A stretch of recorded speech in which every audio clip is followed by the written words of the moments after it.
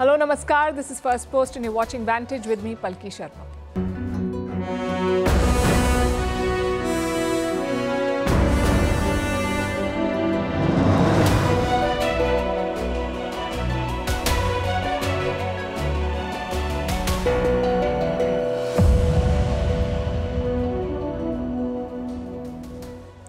7 months into the Gaza war, political equations have shifted significantly. Israel is losing allies, and in the latest blow, the US has put arms shipments on hold, which raises the question, can Netanyahu win this war alone? And at what cost? Meanwhile, in Europe, Xi Jinping is exposing the disunion, whipping up anti-Western sentiments in Serbia before he heads to Hungary. Elsewhere, the Taliban is attending an OIC meeting, Organization of Islamic Countries. Does this mean that they recognize the Taliban regime? We'll discuss that. In India, aviation chaos after Air India Express cancels scores of flights. In Australia, a cap on student visas is directly hurting Indian students. The campus protests of America have spread to the rest of the world. Dramatic scenes in Europe, complete with police bulldozers and multiple arrests. In Germany, opposition leaders are asking for a kebab subsidy. We'll tell you why. In Malaysia, the government is mulling what's being called Orangutan Diplomacy. We'll explain. In the US, the state of Minnesota has passed a Taylor Swift law. What does it say? And all about the Met Gala and its complete disconnect with the real world. That and more coming up. The headlines first. In India, Rahul Gandhi's close aide Sam Pitroda resigns as the chairman of the Indian Overseas Congress. The decision comes after the Congress leader sparked a massive controversy. He said people in India's east look like the Chinese, while those in the south of the country resemble Africans. No end to UK Prime Minister Rishi Sunak's troubles. Another Conservative leader leaves to join the opposition Labour Party. It's the second defection in as many weeks. Just last week, the Tories suffered heavy losses in the local election. AstraZeneca withdraws its COVID vaccine worldwide. The pharma giant cites dwindling demand for this decision. Recently, AstraZeneca admitted that its COVID vaccine could cause rare but life-threatening injuries. In the UK, the company is facing multiple lawsuits alleging that its vaccine caused deaths. Malta's former Prime Minister and the current Deputy Prime Minister are charged with fraud and money laundering. The island country's central bank governor also facing similar allegations. This case relates to a hospital privatization scandal in 2015. And a court in Hong Kong bans the protest song Glory to Hong Kong. Authorities demand online platforms like Google remove it from their search results. The song became popular during the pro-democracy protests in 2019. It is the first song to be banned in Hong Kong since Britain handed the territory over to China in 1997.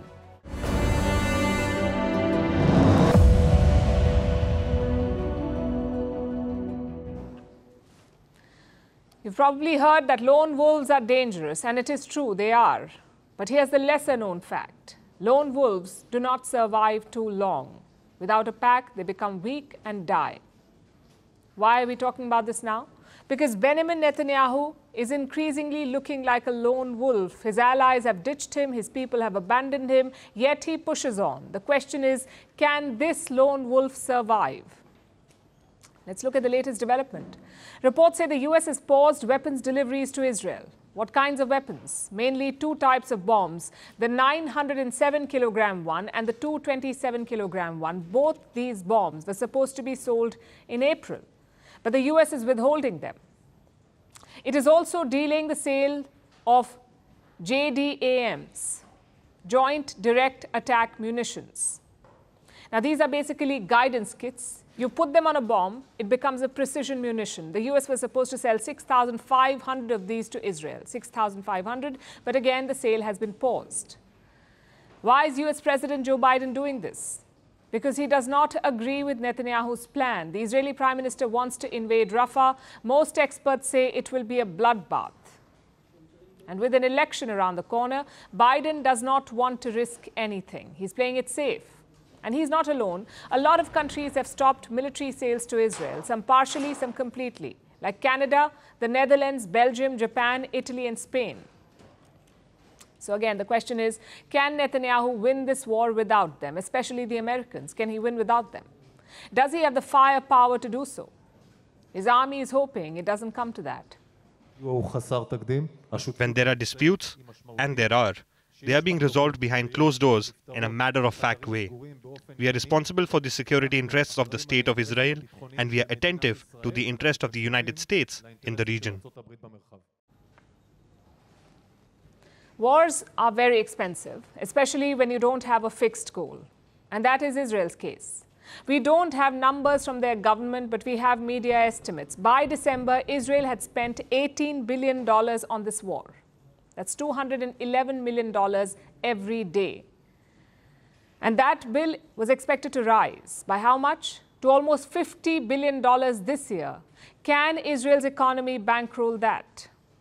Well, their national GDP is around $522 billion. Their defense budget is $15 billion, 1-5. So spending so much on a war is not financially viable. We're talking about almost 10% of their GDP. Compare that to Russia. They're spending just 3% of their GDP on the Ukraine war. So clearly Israel is stretched, which is why the US is important. Around 68% of Israel's weapons imports come from the US, and this trade is virtually free. Every year, the US grants money to Israel. How much money? Around $3.8 billion. And they give this money on one condition. Israel must buy weapons from two places, either the US or domestic Israeli producers. So it's like a cycle. The US gives money to Israel, Israel pays that money back to the US, and the US gives them weapons. This has continued even after October 7th. The US has made more than 100 military transfers to Israel. Most of them have not been disclosed. Then last month came the biggest one yet. Biden signed a $26 billion package for Israel. Around $17 billion of that was for military, for the Israeli military, $17 billion. What sort of weapons are these? Tank ammunition, precision-guided bombs, small diameter bombs, bunker buster rockets, and artillery shells. Basically, the bread and butter of an invasion. If Biden stops these sales, can Netanyahu still win? Against the Hamas? Maybe. But it would leave Israel vulnerable. They need US weapons to deter Iranian proxies, to restock their air defense. And we saw an example of that last month. Iran fired hundreds of drones at Israeli territory. Around 99% of them were intercepted. How did they do it? Thanks to Western support. The US and UK shot down many of these Iranian drones. Same with the Houthis. They threatened to completely disrupt Red Sea trade, even blockade the sea route to Israel. Again, who stepped in? The US and UK. So the US support goes beyond just the bullets and bombs. It carries a lot of symbolism. It keeps Israel's enemies at bay.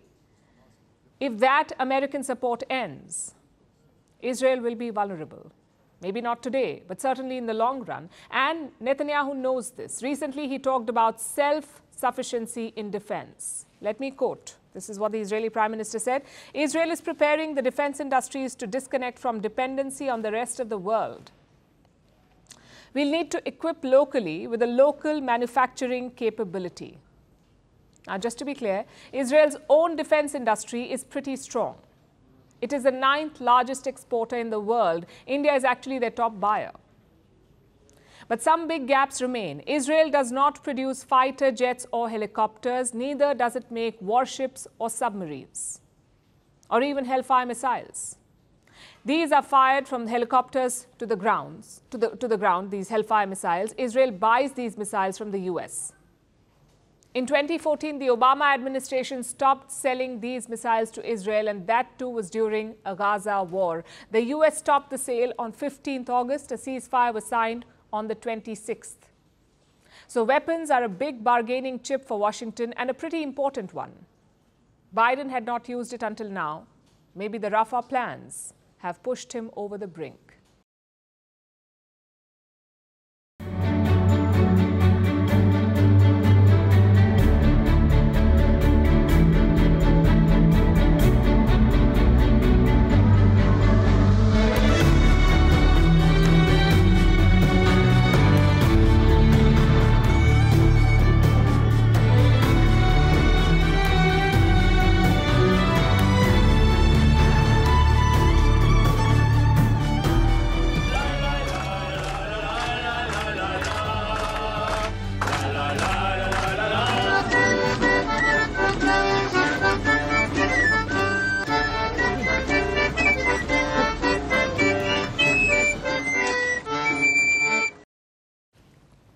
Xi Jinping is in Europe, looking to exploit cracks in the European Union.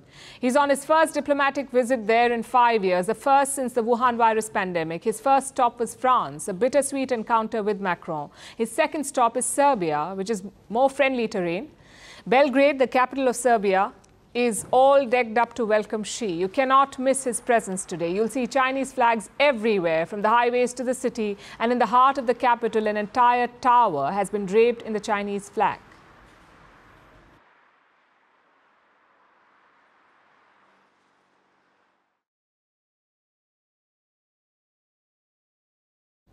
Clearly, Serbia is going all out to welcome Xi Jinping. He arrived there last night. Serbia's President Alexander Vučić was there to welcome him. They rolled out the red carpet for the Chinese leader, complete with a Serbian dance performance.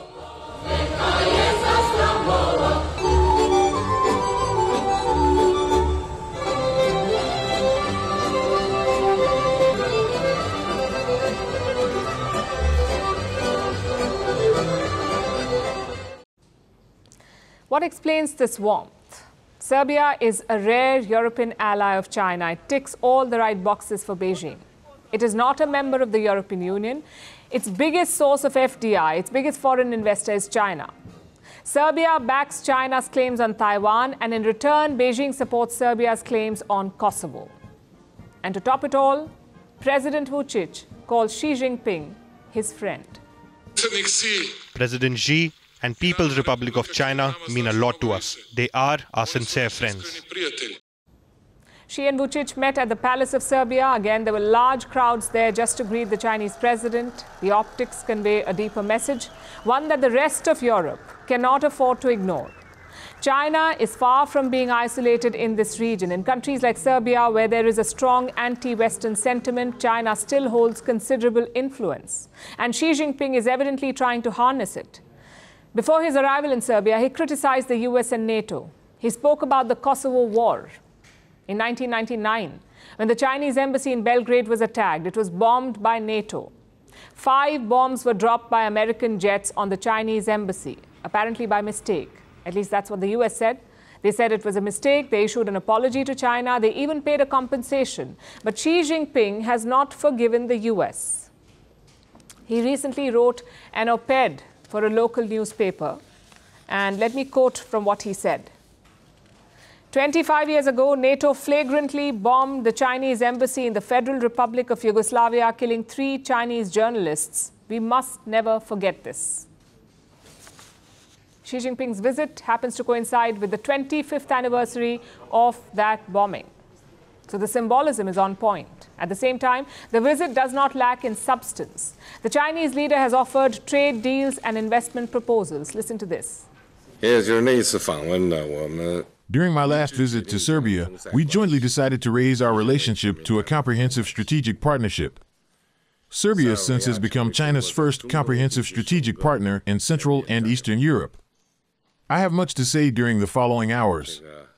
I believe my visit this time will open a new chapter in the China-Serbia relationship. So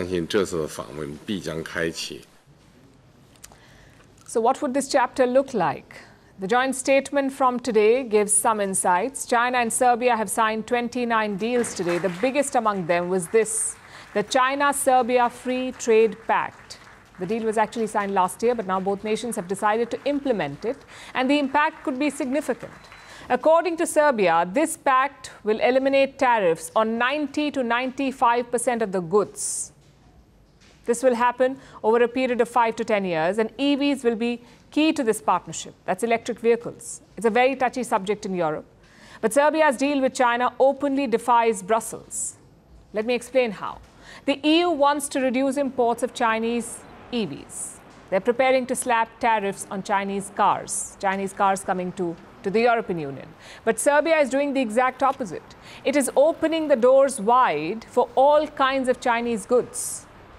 And the same script could play out tomorrow when Xi Jinping reaches Hungary. That's the third and final stop in his 5-day Europe tour.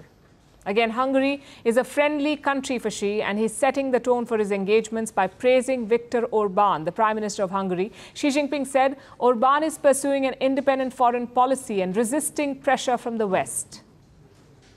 Like I said in the beginning, the Chinese leader is exploiting cracks in the EU. The union is divided.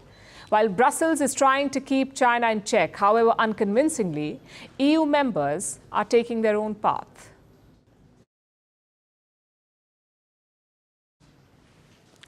Let's turn to another diplomatic event. This one happened in Gambia, a session of the Islamic Summit Conference organized by the OIC, a group of 57 Muslim nations, Organization of Islamic Countries. It's a group of 57 Muslim countries. And guess who attended this summit?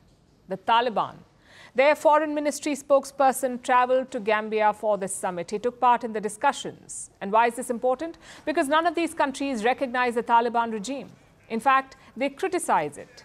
Listen to the joint declaration they adopted at the very same summit.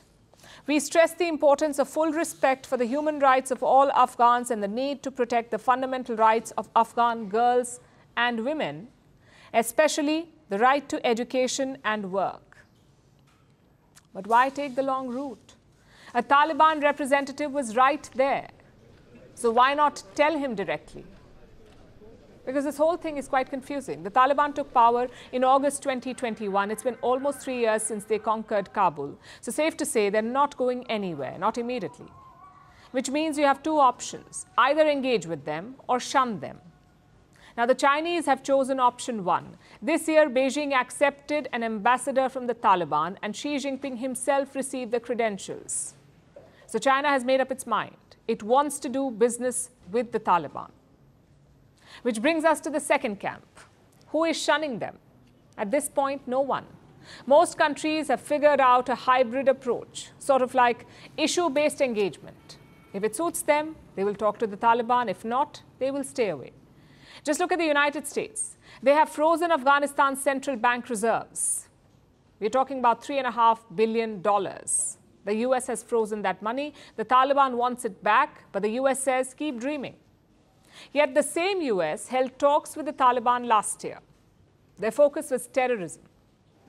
India too has talked to the Taliban. There is an Indian technical team based in Kabul. It handles humanitarian work. Plus, the last Taliban regime supported terrorism in Kashmir, so this time New Delhi is keeping a close eye. But who loses out here? The ordinary people of Afghanistan, especially the women and minorities. Girls in Afghanistan cannot attend school or college, nor can they work. And the legal system is a farce. Adultery, for example, is punished by stoning and flogging. Not for men, of course. Such brutality is limited to women. So all countries face a tough choice. On the one hand, you cannot recognize and embrace such a regime. It is vile and oppressive. On the other hand, Afghanistan is very important. Islamic State offshoots are gaining a foothold there. Even Al-Qaeda is on the rise. A UN report says the Taliban is allowing these groups to flourish, so most countries are forced to engage. If not, the Taliban can hurt them, like they did in the late 1990s and early 2000s. Hence the hybrid engagement. The OIC is also doing the same. In December 2021, the Taliban's foreign minister attended an OIC meeting. His name is Amir Khan Muttaqi. But since then, he stopped attending. In March 2022, Pakistan hosted an OIC summit. Muttaqi did not attend. And this time, Gambia has hosted the summit. Again, Muttaqi did not attend. So the participation has downgraded since 2021. But Taliban is still at the table. And it tells you what the problem is. The world does not have a strategy to deal with them. It was very different in the 1990s. Back then, most of the world had the same strategy: isolate the Taliban. We saw very few diplomatic meetings, very few foreign visits, and very few engagements. But this time, it's been a diplomatic storm. Look at the countries their foreign minister, the Taliban foreign minister, has visited: Qatar, Pakistan, China, Russia, Norway, Turkmenistan, Uzbekistan, Iran, and Turkey. I don't think this counts as isolation. The question is, where does this diplomatic push go next? Will the Taliban be invited to the SCO, the Shanghai Cooperation Organization? Will they take Afghanistan's place at the UN? Let's hope it doesn't come to that, because engaging with the Taliban is one thing, embracing them is another. Afghan women and minorities deserve better. Flying in India has become a game of chance. Your flight could be delayed, it could be cancelled, or worse, you may be served dinner on the tarmac. This morning, it was Air India Express's turn. It cancelled more than 90 of its flights, both domestic and international, 90 flights. Passengers were stuck, operations were hampered. The airline offered an apology. India's aviation regulator took up the matter. They want answers. But what led to this crisis? Apparently, a so-called sick leave by senior crew members. It started on Monday evening. Crew members began calling in sick, so some flights had to be cancelled. By Tuesday, the situation escalated. More employees refused to show up. 300 crew members were missing. Some even switched off their phones. This morning, it snowballed. How do you operate flights with hundreds of your staff missing?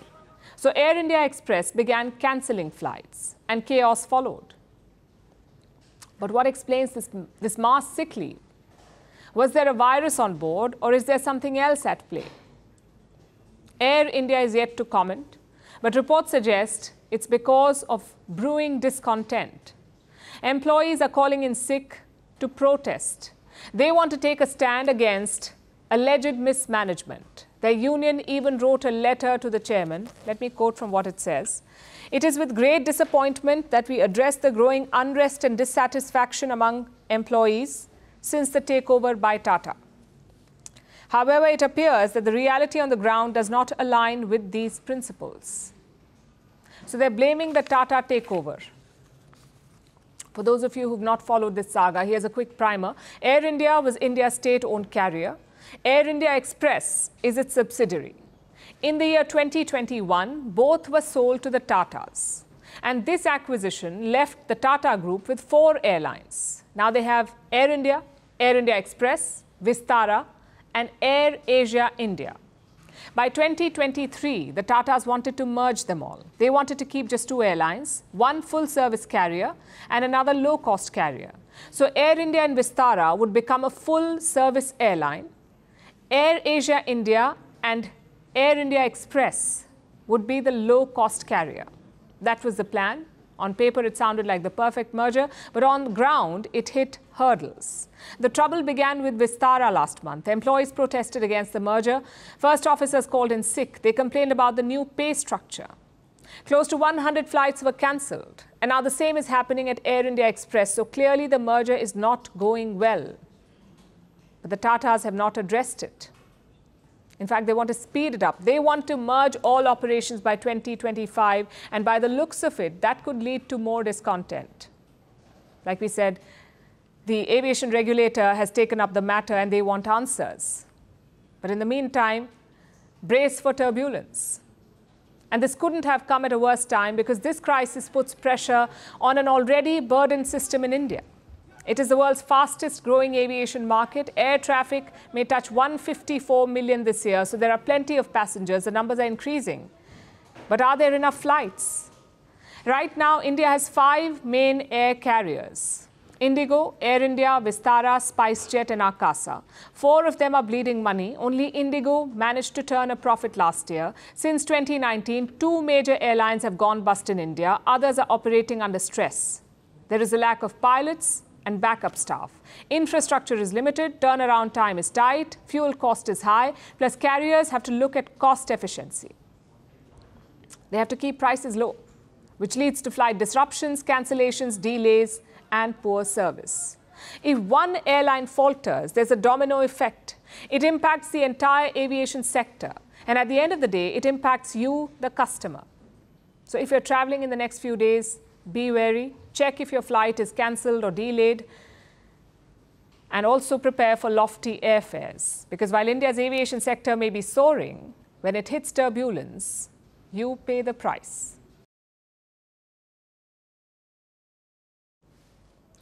In Australia, a different kind of campus chaos. They've set a new target for themselves. The government, they've set a target, cut immigration by half in 2025. And how will they do that? By cracking down on student visas. So foreign students are bearing the brunt of the government's new policies. And among those affected are Indian students. Since 2022, visas granted to Indian students have fallen by 48%. and they could fall further in the coming days. Meanwhile, some universities have imposed a blanket ban on Indian students. They're no longer accepting applications. Will this affect relations between India and Australia? If you're an Indian student planning to study in Australia, this next report is a must-watch. Australia is cracking down on immigration. The first casualty is the student visa. Canberra wants to reduce its intake of foreign students, so it has introduced some new rules. 1. Tougher eligibility criteria. 2. Stronger English language tests. 3. Additional rules for agents bringing students into the country. And 4. Several colleges have been asked to check fraudulent recruitment practices. The biggest change is the amount of savings. Australia has hiked it for foreign students. To study in the country, international students must show proof of savings. In October, it was $13,800. Now, it's around $19,500. It's quite a steep hike in just a few months, and that is impacting a lot of students. Not just that, there are accusations of targeted denial of visas. It's hitting Indian students. Between 2022 and 2023, visas granted to Indian students fell by 48%. Currently, 120,000 Indians study in Australia. Indians make for the second largest group of foreign students in the country, so the denial of visas has raised questions. Australia has cited two reasons for this: an increase in incomplete applications and fraudulent documentation. But it has spooked many Australian institutions. Australia has a risk rating system. This takes into consideration students at a particular college. Canberra rates the institution on the basis of visas that are rejected, visas that are cancelled, or those who seek asylum illegally. Colleges do not want to be labelled high risk, so many have changed their policies. According to reports, some have even imposed a blanket ban on Indian students. International education is one of Australia's largest export industries. In 2022, it contributed $24 billion to the economy. But it has led to record migration, mostly driven by international students. In 2023, immigration rose by 60%. It hit a record of 548,000. That burdened the country's housing market. Rental prices soared across Australia, so the government had to act. The policies aim to halve Australia's migrant intake in just 2 years. It wants to cut new arrivals by about 250,000 a year. Canberra aims to prevent foreigners using colleges to make a backdoor entry into the country. But singling out students from a particular country could harm their reputation. It could even impact bilateral relations. After the pandemic, Australia opened its doors to the world. It called for more investments. It attracted more students with its education policies. But now it is cracking down on those very students.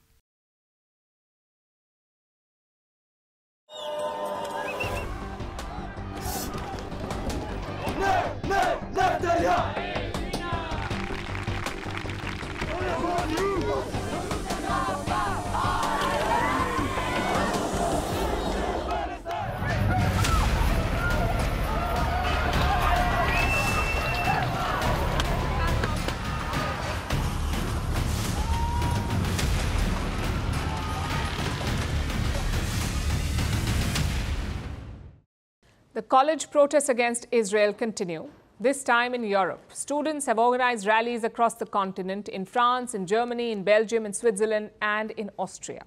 In some places, things got violent. Like at the Amsterdam University, pro-Palestine protesters had set up camp there. So the Dutch police arrived in force and they came with a bulldozer. Take a look.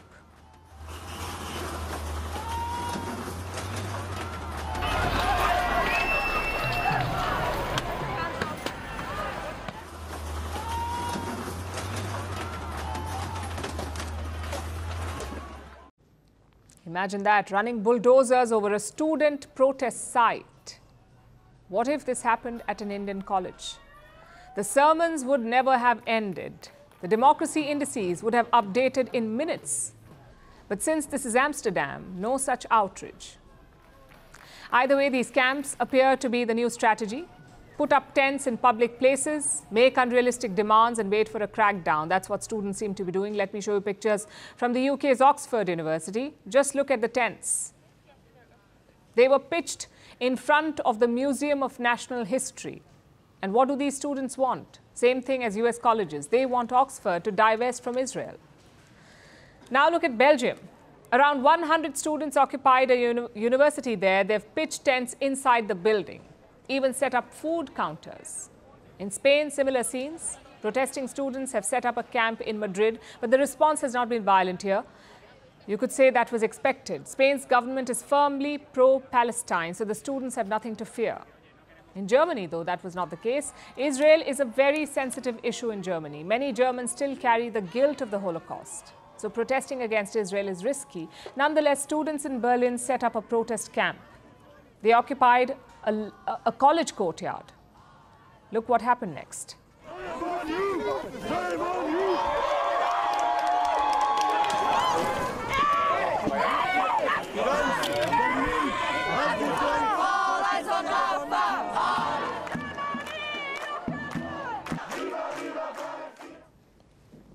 Many of these students have been arrested. In the Netherlands, around 169 people face charges. In France, around 86 people were arrested.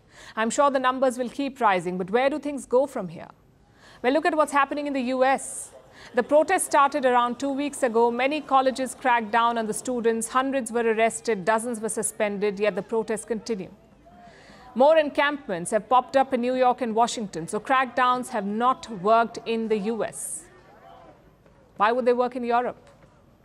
Also, what if these protests spread beyond Europe, to Arab nations, or to South and Southeast Asia? We've seen some indications already. Over the weekend, massive protests were organized in Bangladesh. Thousands of university students turned up. They burnt effigies of Benjamin Netanyahu. Take a look.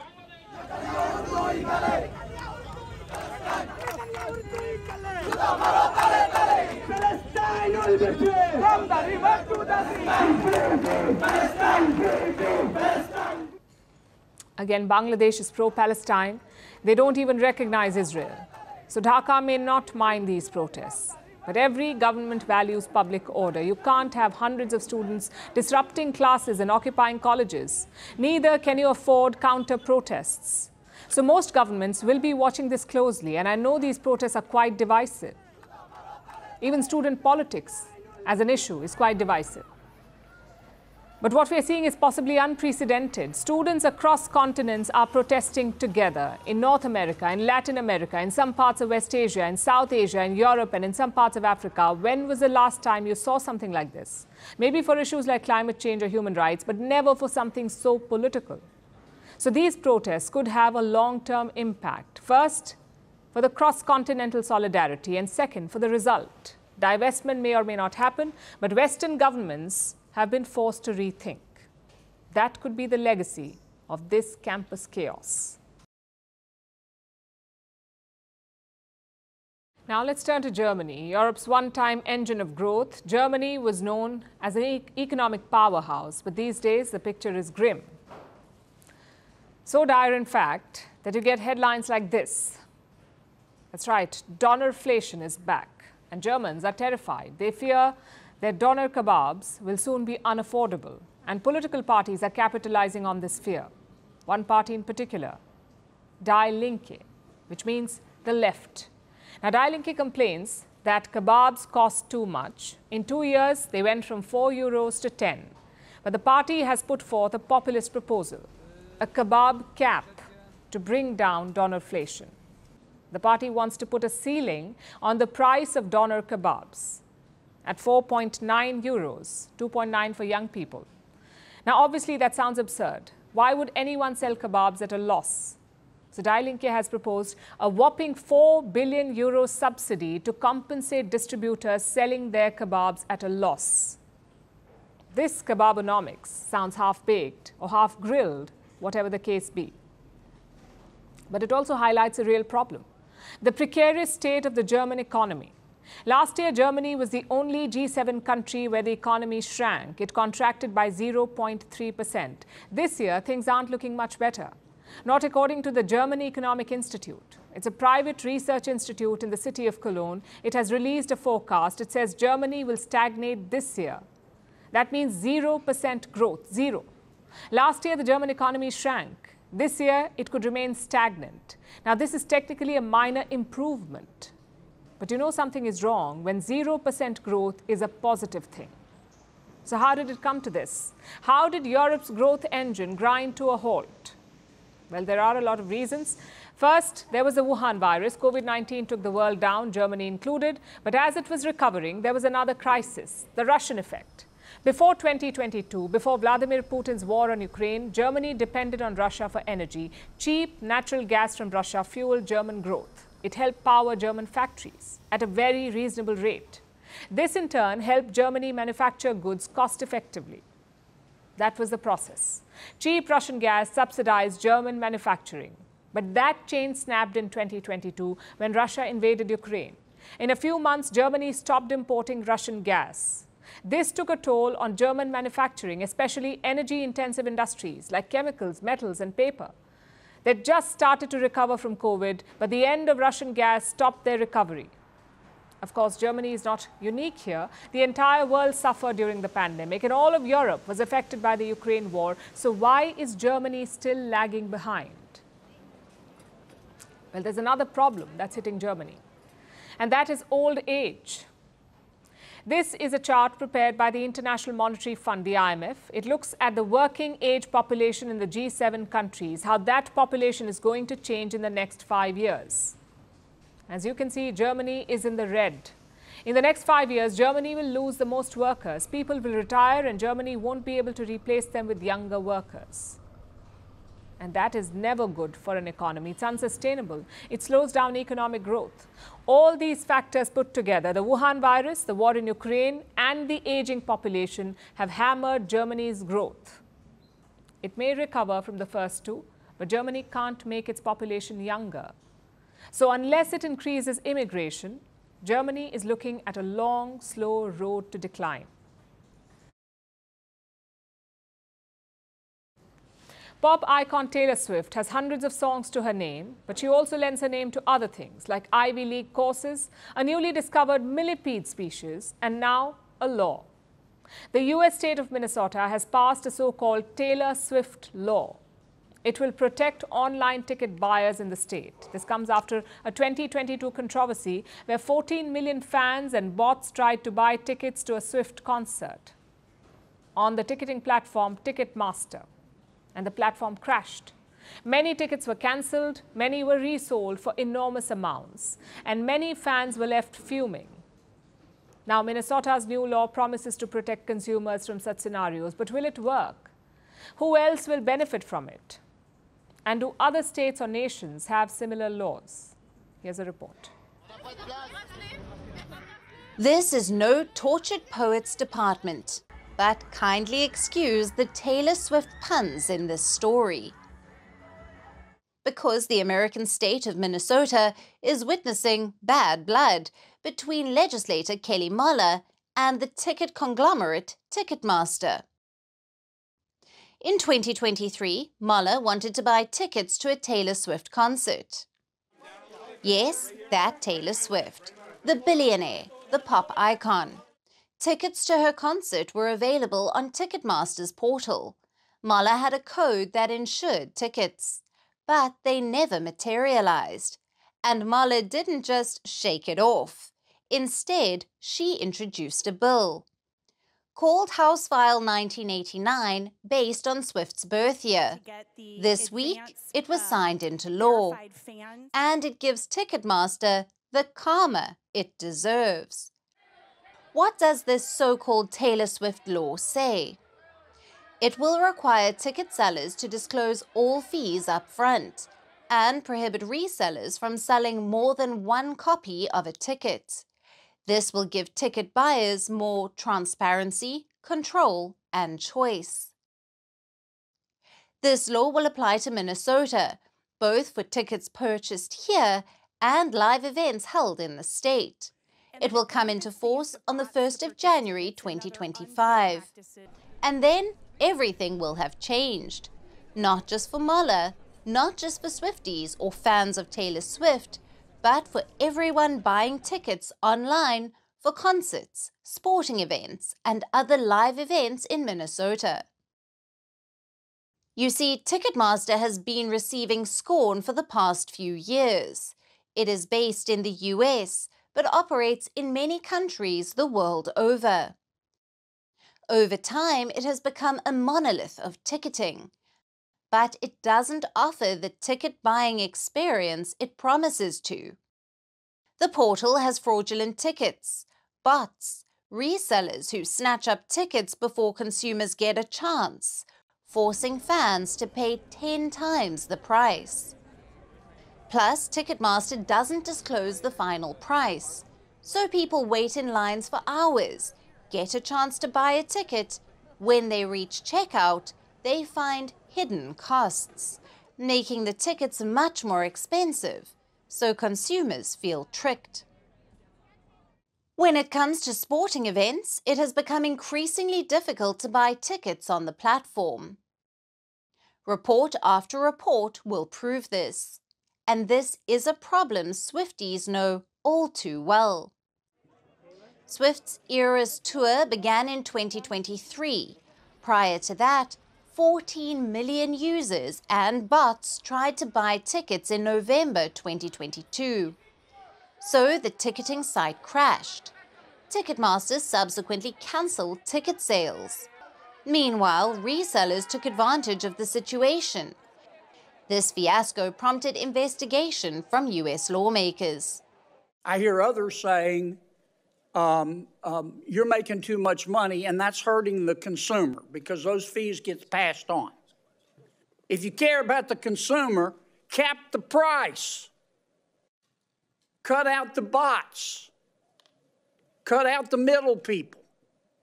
And if you really care about the consumer, give the consumer a break. But nothing much has changed since. The ticketing monopoly has persisted. And so have the problems. Now Minnesota is cracking down and joining the likes of Maryland, which is another US state, and Brazil to pass protections for ticket buyers into law. Ticketmaster is clearly in a delicate situation, and if matters don't improve, Ticketmaster and live event fans may never ever get back together.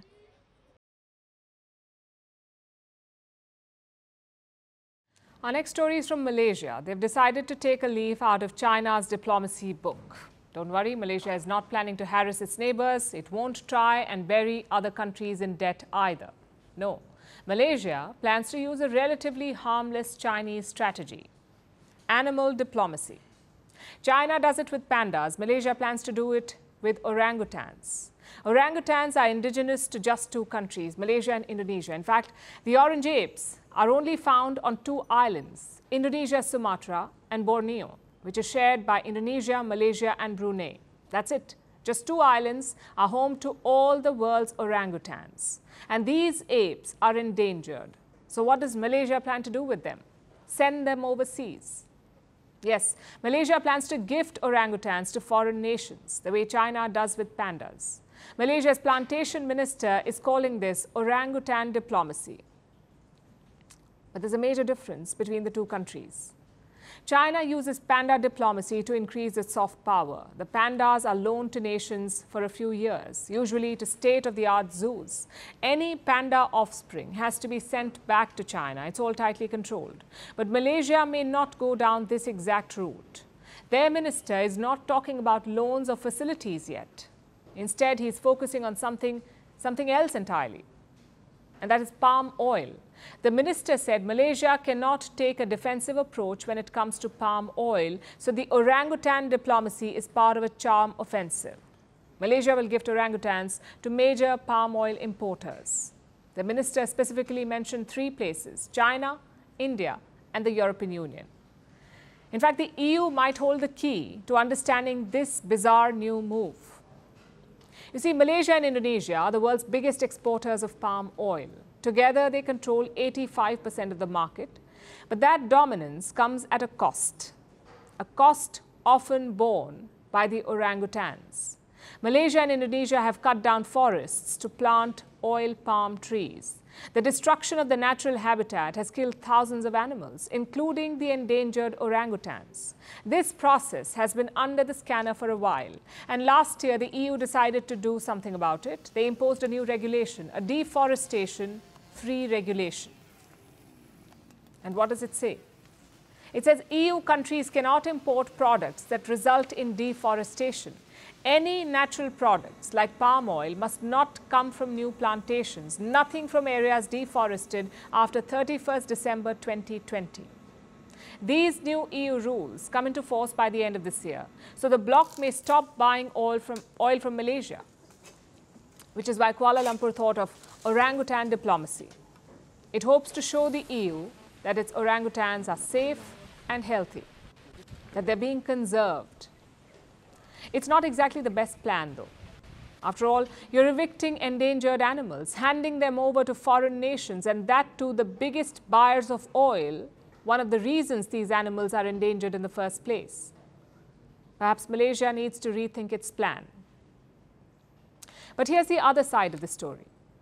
Malaysia is a developing country. It is trying to protect its business. Deforestation is an unfortunate side effect. Hopefully, Malaysia will find a way towards sustainability. But the last thing it needs is threats and lectures from the EU. Europeans colonized both Malaysia and Indonesia. They set up the first plantations in these countries. The British and the Dutch exploited these islands long before the locals did. And now, after pilfering and pillaging the planet for centuries, the Europeans talk about sustainability. As usual, it reeks of hypocrisy. And in this case, it stinks of opportunism too. Europe has its own sources of edible oil. Olive oil is especially popular. There are numerous plantations all over Spain and Greece and Italy. But olive oil is expensive compared to palm oil at least. So what happens if Malaysian palm oil is banned or exports are severely curtailed? Won't that help Europe's indigenous oil industry? It sounds like protectionism. Malaysia has called it crop apartheid. Indonesia says it is regulatory imperialism. Malaysia is appealing the EU rules at the World Trade Organization, but so far it has seen limited success. So orangutan diplomacy is Malaysia's latest tactic, a last-ditch move to protect its trade. It may not be the best idea, but it proves that Malaysia won't quit until it exhausts all options.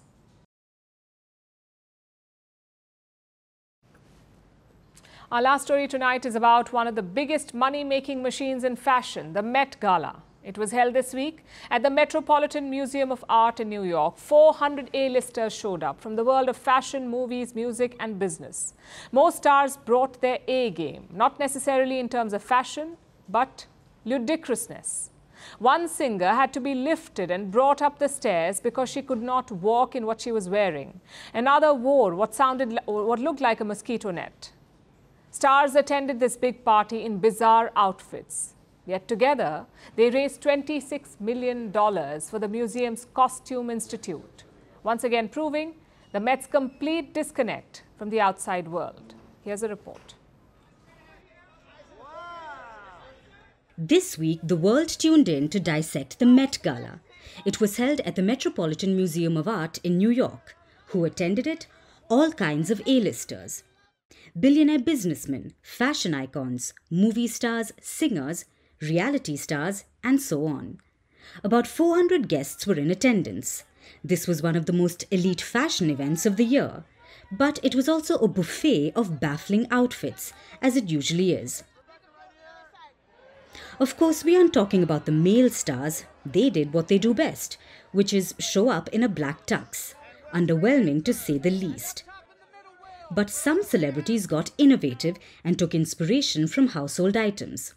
Singer Lana Del Rey showed up in a mosquito net, and Rita Ora was in a ribbon curtain. Meanwhile, South African singer Tyla showed up wearing sand. Yes, sand. And well, crystals, because that addition makes it haute couture. Except she couldn't walk. She had to be lifted and carried up the stairs. But this wasn't the only buzzworthy moment that trapped our attention, pun intended. Because Ed Sheeran got stuck in FKA Twigs' noodle dress. Most of all, there were lots of florals, power poses and memes. Well, why wouldn't there be? One star looked like she was visiting her barber. Celebs went all out with their creativity. But if you're a fan, don't take the harsh comments to heart. These moments did seem bizarre, but maybe that's what fashion is.